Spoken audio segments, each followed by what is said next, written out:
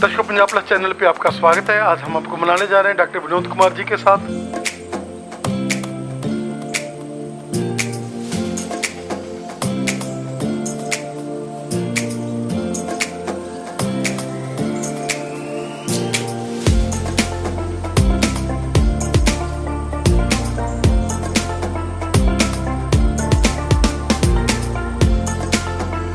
Basically जो knee replacement है आजकल अपकमिंग ब्रांच है, और आजकल लोग क्या कर रहे हैं मार्केटिंग के लिए जो गलत चीज़ पेशेंट को इन्फॉर्मेशन देके उनको ट्रैप्ड करने की कोशिश करी जाती है। मैं इस टॉक से ये चाहता हूँ कि वो ख़त्म हो जाए। देखो, मैं कम से कम पिछले 22 साल से ऑपरेशन कर रहा हूँ और मोर देन 20,000 नी रिप्लेसमेंट कर चुका हूँ।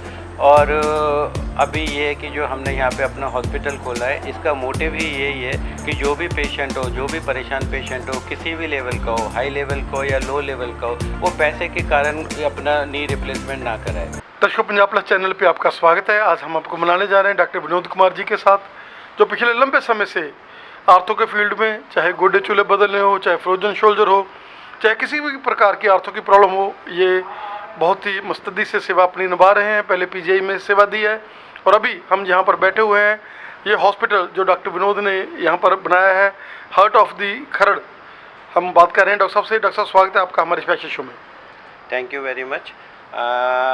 मेरा नाम डॉक्टर विनोद कुमार है और यहाँ मैं managing director of Vinod hospital. ये हॉस्पिटल पिछले 4 साल से चला रहे हैं हम लोग, और ये ट्राई सिटी का one of the best replacement centre है। और यहाँ पे हम सारे तरह के जोड़ चेंज करते हैं, जैसे नी का प्राइमरी हो, या जैसे पहली बार हम कराते हैं, या फिर कोई कम्प्लेक्स नी रिप्लेसमेंट कराना हो या रिवीजन कराना हो, या और यहाँ पे काफ़ी दूर दूर से पेशेंट आते हैं। और बेसिकली जो नी रिप्लेसमेंट है आजकल अपकमिंग ब्रांच है, और आजकल लोग क्या कर रहे हैं मार्केटिंग के लिए जो गलत चीज़ पेशेंट को इन्फॉर्मेशन देके उनको ट्रैप्ड करने की कोशिश करी जाती है। मैं इस टॉक से ये चाहता हूँ कि वो ख़त्म हो जाए। एक्चुअली क्या होता है कि कोई काफ़ी सारे आपने टर्मिनोलॉजी सुनी होंगी, जैसे कोई बोलता है कि हम सरफेस रिप्लेसमेंट करते हैं, कोई बोलता है कैपिंग करते हैं, कोई कुछ बोलता है। बट जो कंपनी के इम्प्लांट जो आते हैं, बाहर के जो इम्प्लांट आते हैं, वो एक ही तरह के होते हैं। वो इस तरह के होते हैं, जैसे एक ये नीचे वाली बोन में लगता है और ये एक ऊपर वाली बोन में लगता है, और ये जॉइंट ऐसे काम करता है। अब जब डिज़ाइन एक है, इसी तरह का इम्प्लांट है, इसको नाम बस अलग अलग से दिए जाते हैं, जिससे कि पेशेंट को गुमराह किया जाए। तो आपका मतलब ये होता है, जो भी होता है, जैसे कि नी रिप्लेसमेंट करना है, नी रिप्लेसमेंट सब कुछ होता है। जैसे कैपिंग बोल दिया किसी ने, सरफेसिंग बोल दिया किसी ने, बोल दिया हम बहुत फास्ट करते हैं कि 15 मिनट में ऑपरेशन हो जाता है, हम दूसरे दिन डिस्चार्ज कर देते हैं। ये सब गलत अफवाहें हैं। थोड़ा टाइम लगता है पेशेंट को ठीक होने में, 1-1.5 महीना लगता है। हॉस्पिटल में कम से कम 5 दिन लगते हैं। और हमारे यहाँ पे जो ऑपरेशन हम करते हैं उसमें कॉस्ट इफ़ेक्टिव भी होता है, और इम्प्लांट भी वैसा डालते हैं कि जिससे कि बंदा नीचे चौकड़ी मार के बैठे और उसकी लाइफ भी लंबी हो। अगर वो कोई प्रॉब्लम ना हो और ठीक ठाक होता रहे तो 30-35 साल इम्प्लांट कहीं नहीं जाता। और सारी जो भी हम यूज़ करते हैं बाहर की कंपनी का यूज़ करते हैं। सर, क्या कहना चाहेंगे कि आपका लंबा एक्सपीरियंस, आपने पीजीआई में सेवाएं दी हैं और लंबा एक्सपीरियंस, अभी भी आप मैक्स में भी अपनी सेवाएं दे रहे हैं। क्या कहना चाहेंगे कि इतने ज़्यादा गोडे बदले हुए हैं कि जिससे हाथ बहुत साफ़ हो गया, और अगर हम कॉस्ट कॉन्शियस की बात करें तो आपने बहुत ही इफेक्टिव जो है कॉस्ट प्राइस है जो वो यहाँ पर है, कि जिससे पेशेंट को मज़ा आता है, क्योंकि आप लोग एक पैकेज कर लेते हैं कि जो पेशेंट ने आना है उसके साथ क्या आपका है वो कर लेते हैं, और उसके बाद उसका कोई खर्चा नहीं पेशेंट का, और जो भी बात करी है उसमें बिल्कुल फाइनल होता है कि आपने इतने पैसे के साथ उसका गोड्डा बदल देना है या दोनों गोड्डे बदल देने हैं। देखो, मैं कम से कम पिछले 22 साल से ऑपरेशन कर रहा हूँ और मोर देन 20,000 नी रिप्लेसमेंट कर चुका हूँ। और अभी ये है कि जो हमने यहाँ पे अपना हॉस्पिटल खोला है, इसका मोटिव ही यही है कि जो भी पेशेंट हो, जो भी परेशान पेशेंट हो, किसी भी लेवल का हो, हाई लेवल का हो या लो लेवल का हो, वो पैसे के कारण अपना नी रिप्लेसमेंट ना कराए। हम जैसा भी होता है पेशेंट का एडजस्ट करके, कंपनी से रिक्वेस्ट करके उसका ऑपरेट कर देते हैं। जैसे हम फिक्स पैकेज देते हैं, वो कम भी नहीं होता ना ज़्यादा करते हैं हम, कि एक बार अगर हमने बोल दिया कि इतना फिक्स पैकेज है तो वो फिक्स पैकेज ही रहता है, वो बढ़ेगा नहीं बाद में कि छुट्टी के टाइम पे हम ये बोलेंगे भैया इतने और जमा करा दो। ऐसे नहीं होता है यहाँ पे। तो सर, क्या कहना चाहेंगे कि आप गोड्डे बचाने वाले डॉक्टर माने जाते हैं। लोगों को ये है कि जब हम लोग डॉक्टर विनोद के पास जाते हैं तो हमारे गोड्डे बच जाते हैं। बहुत सारे पेशेंट हैं जो फर्स्ट सेकंड स्टेज पे आते हैं, और उन लोगों को आप हमेशा जो 4th स्टेज वाले पेशेंट हैं उनको भी आप कोशिश करते हैं कि जितना समय निकल सके निकल जाए। आपका हमेशा ये मानना है कि जो ओरिजिनल गुड्डे हैं आपके वो ओरिजिनल हैं। क्या कहना चाहेंगे कि आपने बहुत लोगों को ऐसे ही जो ऐसे एक्सरसाइज के साथ, हेल्थ के डाइट के साथ और एक्सरसाइज के साथ आपने उनको एक नई ज़िंदगी दी है? देखो ऐसा होता है, यहाँ पर क्या होता है कि लोग सेकंड स्टेज में भी ऑपरेट कर रहे हैं, थर्ड स्टेज में भी कर रहे हैं, बट वो गलत है। क्योंकि ये जो हमारी जो प्रॉब्लम होती है जिसको हम ऑस्टियोआर्थराइटिस बोलते हैं, ये ना एज रिलेटेड चेंजेस होते हैं। जैसे हमारे बाल सफ़ेद होते हैं, स्किन लूजनिंग होती है, ऐसे हमारे जॉइंट में चेंजेस आते हैं कुछ। उसमें क्या होता है कि चेंजेस आने की वजह से जो कार्टिलेज होता है, जो हमारी कवरिंग होती है जो बोन की, वो ख़राब होने लगती है, वो घिसने लगती है, उसकी वजह से प्रॉब्लम आती है।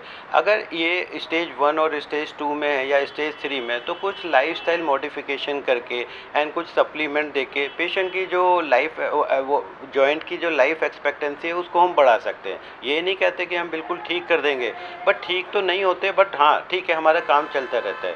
और जो टोटल नी रिप्लेसमेंट की जो इंडिकेशंस होती है वो ये होती है कि जब पेशेंट अपना रूटीन एक्टिविटी, जैसे अपना नॉर्मल काम नहीं कर पाता, जैसे कि अपना बाथरूम नहीं जा पा रहा है या फिर वॉक करने के लिए नहीं जा पा रहा है या घर में नहीं घूम पा रहा, जब ये इंडिकेशन होते हैं कि यस अब हम इस जॉइंट को रिप्लेसमेंट करें।